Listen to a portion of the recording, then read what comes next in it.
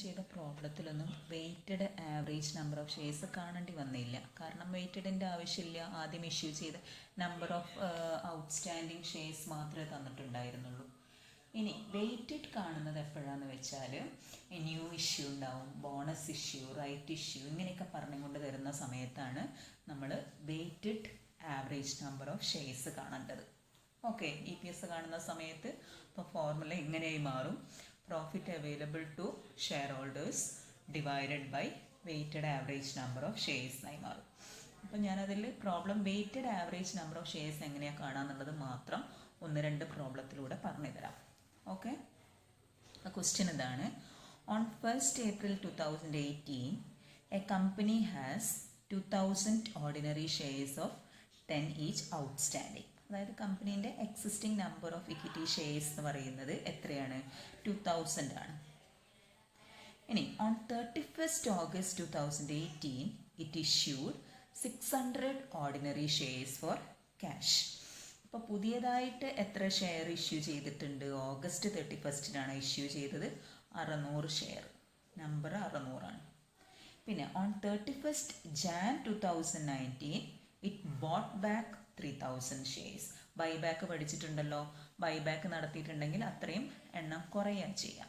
അപ്പം നിങ്ങൾ ഈ വെയ്റ്റഡ് ആവറേജ് കാണുന്ന സമയത്ത് 2000 എന്ന് പറയുന്ന എക്സിസ്റ്റിംഗ് ആണ്. അപ്പം 2000 പ്ലസ് അങ്ങനെ ഇട്ടാൽ മതി. 2000 × 12/12 ഇടേണ്ട ആവശ്യമില്ല. അതായത് ഹോൾ ഇയറിനത് ബാധകമാണ് എന്നുള്ള രീതിയിൽ പറയുന്നത്. അപ്പം 2000 പ്ലസ് പിന്നെ 600 ഷെയർസ് എന്നാ ഇഷ്യൂ ചെയ്തിരിക്കുന്നത്? 31st August. അപ്പോൾ 31st August എന്ന് പറഞ്ഞിട്ടുണ്ടെങ്കിൽ 1st October to 31st March വരെയുള്ള പീരീഡാണ് നമ്മൾ കൺസിഡർ ചെയ്യേണ്ടത്. The date of cash receivable. അപ്പം എന്നാണോ ക്യാഷ് കിട്ടിയിരിക്കുന്നത് അന്ന് മുതൽ ആ ഇയർ എൻഡ് വരെയുള്ള അക്കൗണ്ടിങ് ഇയർ എൻഡ് വരെ. അപ്പോൾ 7 മാസം വരും. അപ്പോൾ 600 × 7/12 മൈനസ് ബൈബാക്ക്. ബൈബാക്ക് നടക്കുന്നത് എന്നാ? 31st Jan. അപ്പോൾ 300 ഷെയർസ് ആ ബൈബാക്ക് ചെയ്ത് അത്ര കുറയുമെന്നേരം. അപ്പോൾ 300 × എത്ര പീരീഡ് വരുന്നത്? 31st Jan എന്ന് പറയുമ്പം ഫെബും മാർച്ചും 2 മന്ത് 2/12. അപ്പോൾ ഔട്ട്സ്റ്റാൻഡിങ് നമ്പർ ഓഫ് ഷെയർസ് എന്ന് പറയുന്നത് 2300 ആണ്. അപ്പോൾ EPS കാണുന്ന സമയത്ത് വെയ്റ്റഡ് ആവറേജ് നമ്പർ ഷെയർസ് എന്ന് പറയുന്നത് 2300 ആണ് എടുക്കേണ്ടത്. അപ്പോൾ ഇങ്ങനെയുള്ള കേസിൽ you have to calculate weighted average number of shares. ഒരു പ്രോബ്ലം കൂടെ ഞാൻ പറയാം. വെയ്റ്റഡ് ആവറേജ് കാണുന്നത് മാത്രമാണ്, EPS നമ്മൾ കാണുന്നില്ല. Into Limited has 2000 ordinary shares outstanding on 1st April 2019 fully called up and paid up. അതായത് എക്സിസ്റ്റിംഗ് നമ്പർ ഓഫ് ഷെയർസ് എന്ന് പറയുന്നത് 2000 ആണ്. ഇനി 2000 × 12/12 എന്ന് ചെയ്യേണ്ട ആവശ്യമില്ല. 2000 പ്ലസ് ഇനി എത്രയാണ് ഇഷ്യൂ ചെയ്തത് നോക്കാം. On 31st Jan 2019 it issued 600 ordinary shares of 10 each 5 per share paid up. ഇത് നോക്കണം. നേരത്തെ നമ്മൾ ഇഷ്യൂ ചെയ്തത് ഫുള്ളി പെയ്ഡ് അപ്പ് ആയിരുന്നു. ഇത് partly paid up. Partly paid up ആവുന്ന സമയത്ത് എത്രയാണോ പെയ്ഡ് അപ്പ് അത്രയും നമ്പറേ എടുക്കാൻ പാടുള്ളൂ, അത്രയും ഷെയർ എടുക്കാൻ പാടുള്ളൂ. അപ്പോൾ 600 ഓർഡിനറി ഷെയറിൽ 5 per share ആണ് പെയ്ഡ് അപ്പ് എന്ന് പറയുന്നത്. അപ്പോൾ നേർ പകുതിയായി മാറും. 600 അവൈലബിൾ അല്ല. 600 × 10 ചെയ്യാൻ പറ്റില്ല. അല്ല, 10 ഫുൾ അല്ലല്ലോ, 5 അല്ലേ ഉള്ളൂ. പാർട്ട്ലി പെയ്ഡ് അപ്പ് ആയതുകൊണ്ട് നേർ പകുതി. അപ്പോൾ 300 എടുക്കാൻ പാടുള്ളൂ. 300 × എത്രയാണ് പീരീഡ് എന്ന് പറയുന്നത്? 31st Jan ആയതുകൊണ്ട് ഫെബും മാർച്ചും 2/12. ഓക്കെ, അപ്പോൾ ഇങ്ങനെയാണ് 2000 പ്ലസ് 300 × 2/12 എന്ന് പറയുമ്പോൾ 2050 ഷെയർസ് ആണ് weighted average number of shares എന്ന് പറയുന്നത്. ഇനി ഇതേപോലെ അപ്പോൾ പാർട്ട്ലി പെയ്ഡ് അപ്പ് ആകുമ്പോൾ ഈ ഒരു കാര്യം ശ്രദ്ധിക്കുക കേട്ടോ. ഇനി നമുക്ക് വേറൊരു കാര്യം വരികയാണ്, അത് ബോണസ് ഇഷ്യൂ വരും. ബോണസ് ഇഷ്യൂ വരികയാണെങ്കിലും പ്രശ്നമാക്കേണ്ട. അത് issues treated as if it had occurred in the beginning of the year. അപ്പം സാധാരണ പോലെ തന്നെ എടുക്കുക ചെയ്യാം. അപ്പോൾ Amal limited had 1000 equity shares of 10 each outstanding on 1/1/2018. അപ്പോൾ 1/1/2018 എന്നുള്ള എക്സിസ്റ്റിംഗ് നമ്പർ ഓഫ് ഷെയർസ് എന്ന് പറയുന്നത് 1 lakh. ഇനി ഓൺ 1st September 2018, സെപ്റ്റംബർ അല്ല October, 1st October 2018 it issued 2 equity shares for each shares outstanding. അതായത് ഓരോ ഇക്വിറ്റി ഷെയറിനും 2 ഷെയർ വീതം ബോണസ് ഇഷ്യൂ നടത്തി എന്നാണ് പറയുന്നത്. അവിടെ ബോണസ് ഇഷ്യൂ എന്ന് എടുത്ത് പറയുന്നില്ല, പക്ഷേ ഇങ്ങനെ പറഞ്ഞിട്ടുണ്ടെങ്കിൽ it issued 2 equity shares for each share എന്ന് പറഞ്ഞാൽ അത് ബോണസ് ഇഷ്യൂ ആണെന്ന് മനസ്സിലാക്കുക. അപ്പോൾ ബോണസ് ഇഷ്യൂ എന്ന് പറയുന്നത് ഇപ്പോൾ 1 lakh ഷെയർസ് ഉണ്ടെങ്കിൽ എത്രയാണ്, ഓരോ ഷെയറിനും 2 എണ്ണം വീതം എന്ന് പറയുമ്പോൾ ബോണസ് ഇഷ്യൂ എന്ന് പറയുന്നത് 2 lakh ഷെയർസ് ഉണ്ടാവും. ഇനി പ്രോഫിറ്റ് എന്ന് പറയുന്നത് എത്രയാണ്, 2,40,000. നിങ്ങളോട് കാണാൻ പറഞ്ഞത് EPS ആണ്. അപ്പോൾ EPS കാണുന്ന സമയത്ത് എത്രയാണോ profit available, 2,40,000 divided by number of weighted average number of equity shares എടുക്കേണ്ടത്. അപ്പോൾ ഇക്വിറ്റി ഷെയർസ് എത്രയായി മാറിയിട്ടുണ്ട്, 3 lakh ആയി മാറിയിട്ടുണ്ട്. അതായത് 1 lakh plus 2 lakh bonus shares. Okay, അങ്ങനെയാണ് 0.80 വന്നത്. അപ്പോൾ ഇങ്ങനെയാണ് weighted average number of shares കാണേണ്ടത്. ഓക്കെ, ഇനി നമുക്ക് ബേസിക് EPS എന്ന് പറഞ്ഞാൽ ഇത്രയേ ഉള്ളൂ. അടുത്തതായിട്ട് നമുക്ക് ഡൈല്യൂട്ടഡ് EPS നോക്കാം. നമുക്ക് ഡൈല്യൂട്ടഡ് EPS കാണുന്നത് എങ്ങനെയാണെന്ന് നോക്കാം. ആദ്യം ഫോർമുല മനസ്സിലാക്കി വെക്കുക. നേരത്തെ പോലെ തന്നെ ബേസിക് EPSനെ പോലെ തന്നെ നോമിനേറ്റർ വരെ profit available to ordinary share holders that divided by average number of weighted ordinary shares തന്നെയാണ് വരിക. അപ്പോൾ ഈ വെയ്റ്റഡ് ഓർഡിനറി ഷെയർസ് കണ്ടുപിടിക്കുന്ന സമയത്ത് നിങ്ങൾ ഏതും കൂടെ കൺസിഡർ ചെയ്യണം, ഈ ഡൈല്യൂട്ട് ചെയ്തിട്ടുള്ള, അതായത് കൺവേർട്ട് ചെയ്തിട്ടുണ്ടാവില്ലേ, പൊട്ടൻഷ്യൽ ഓർഡിനറി ഷെയർസ് കൺവേർട്ട് ചെയ്തിട്ടുണ്ടെങ്കിൽ ആ നമ്പറും കൂടെ കൺസിഡർ ചെയ്യണമെന്നേ ഉള്ളൂ. ഓക്കെ, അപ്പോൾ എങ്ങനെയൊക്കെയാണ് നോക്കാം നമുക്ക്. ഫസ്റ്റ് സ്റ്റെപ്പ് പ്രോഫിറ്റ് കാൽക്കുലേറ്റ് ചെയ്യുക. എത്രയാണോ ഓർഡിനറി ഷെയർ ഹോൾഡേഴ്സിന് അവൈലബിൾ ആയിട്ടുള്ള പ്രോഫിറ്റ് അത് കണ്ടുപിടിക്കുക. അതിന് വേണ്ടിയിട്ട് പ്രോഫിറ്റ് ആഫ്റ്റർ ടാക്സ് എടുക്കുക, പ്രിഫറൻസ് ഡിവിഡൻഡ് എങ്ങാനും ഉണ്ടെങ്കിൽ അത് മൈനസ് ചെയ്യുക, അതൊക്കെ ചെയ്യുക, നേരത്തെ ചെയ്യുന്ന പോലെ തന്നെ. ഇനി add dividend along with dividend distribution tax on convertible preference shares. അപ്പോൾ പ്രിഫറൻസ് ഷെയർസ് കൺവേർട്ടബിൾ ആണെങ്കിൽ അതിന് ഓൾറെഡി ഡിവിഡൻഡ് കൊടുത്തിട്ടുണ്ടെങ്കിൽ ആ ഡിവിഡൻഡ് ആഡ് ബാക്ക് ചെയ്യുക, ഇൻക്ലൂഡിങ് ഡിവിഡൻഡ് ഡിസ്ട്രിബ്യൂഷൻ ടാക്സ് കേട്ടോ. Then add interest net off tax effect charged on convertible debentures or loans. ഇനി convertible debentures ആണെങ്കിൽ അതിന് കൊടുത്തിരിക്കുന്ന ഇൻട്രസ്റ്റ് ആഡ് ബാക്ക് ചെയ്യുക. Okay, then add or subtract any other changes in income or expense that would result from the conversion. അപ്പോൾ ഈ dilute ചെയ്തിട്ട് ചാൻസുള്ള ഏതെങ്കിലും എക്സ്പെൻസസോ ഇൻകംസോ ഉണ്ടെങ്കിൽ ആഡ് ചെയ്യുകയോ ലെസ് ചെയ്യുകയോ ചെയ്യാം. ഇനി weighted average number of shares എങ്ങനെയാണ് കണ്ടുപിടിക്കാൻ നോക്കുക. നേരത്തെ ചെയ്തതുപോലെ തന്നെ existing average number of ordinary shares എടുക്കുക, അതിൻ്റെ കൂടെ add weighted average number of ordinary shares that would be issued on conversion. അപ്പോൾ കൺവേർട്ട് ചെയ്തിട്ടുണ്ടെങ്കിൽ അതും കൂടെ ആഡ് ചെയ്യാം. അപ്പോൾ നമുക്കൊരു പ്രോബ്ലം നോക്കല്ലേ. As on 1st April 2018, a company has outstanding 10,000 shares of 100 each. On 1st July 2018, company issued rupees 2 lakh 10% convertible debentures. Profit തന്നിരിക്കുന്നത് 2 lakh ആണ്.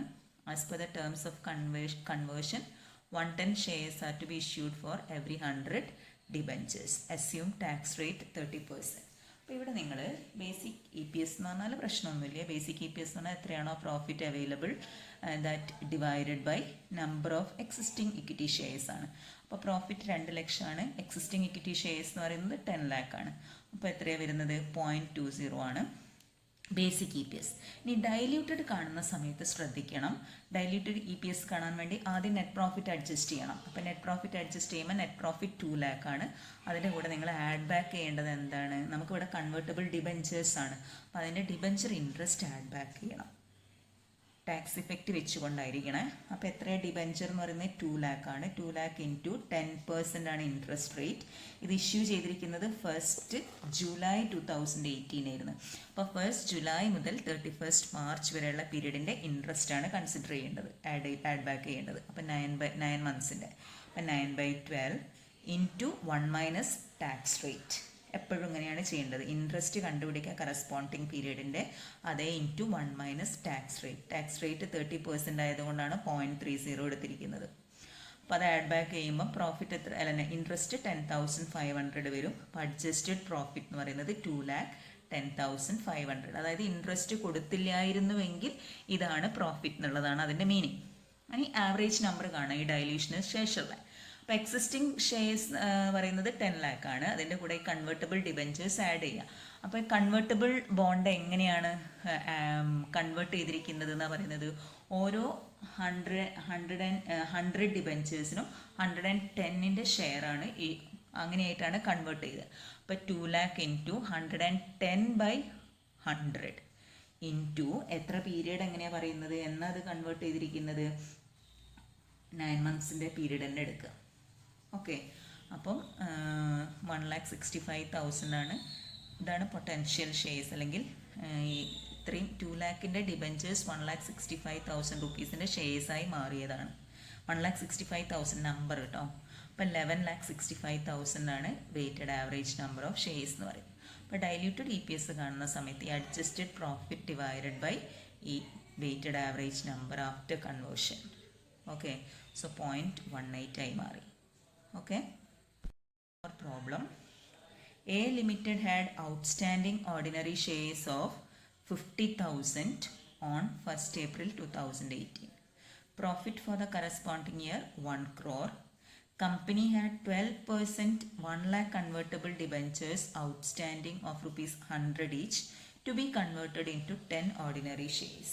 Tax rate 30.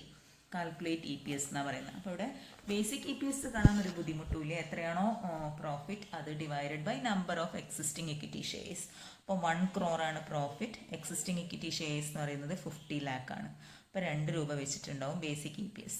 ഇനി ഡൈല്യൂട്ടഡ് EPS കാണുന്ന സമയത്ത് ആദ്യം നിങ്ങൾ എന്ത് ചെയ്യുക, അഡ്ജസ്റ്റഡ് പ്രോഫിറ്റും കാണണം, അതേപോലെ വെയ്റ്റഡ് ആവറേജ് നമ്പർ ഓഫ് ഷെയർസും കാണുക ഡൈല്യൂഷന് ശേഷമുള്ള, കൺവേർഷന് ശേഷമുള്ള.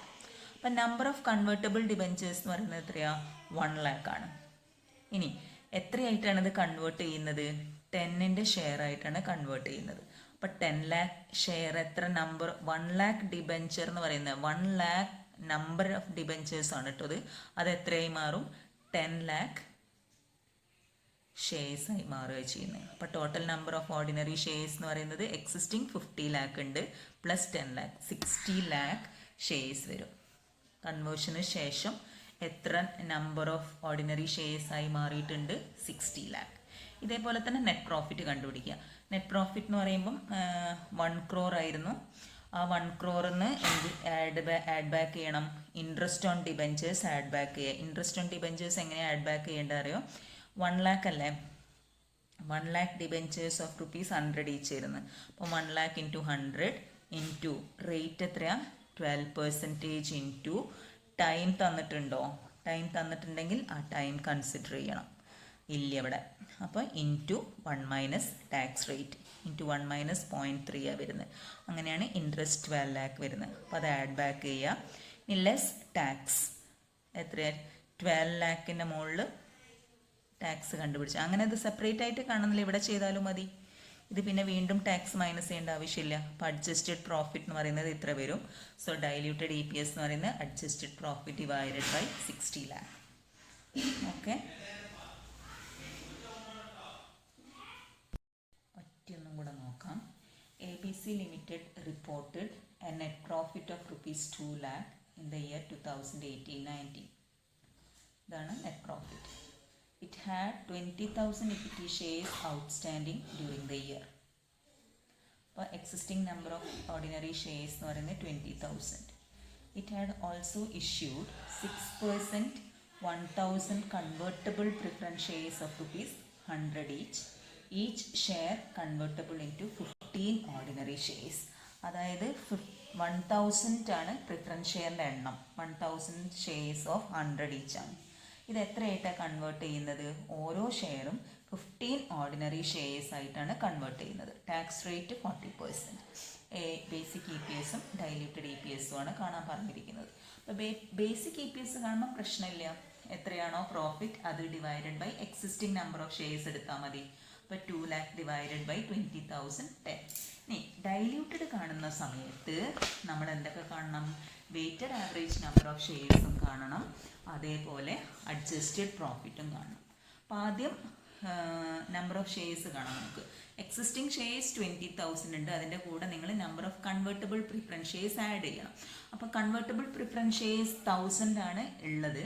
അത് ഓരോ ഷെയറും 15 ഓർഡിനറി ഷെയർസ് ആയിട്ട് കൺവേർട്ട് ചെയ്യാം.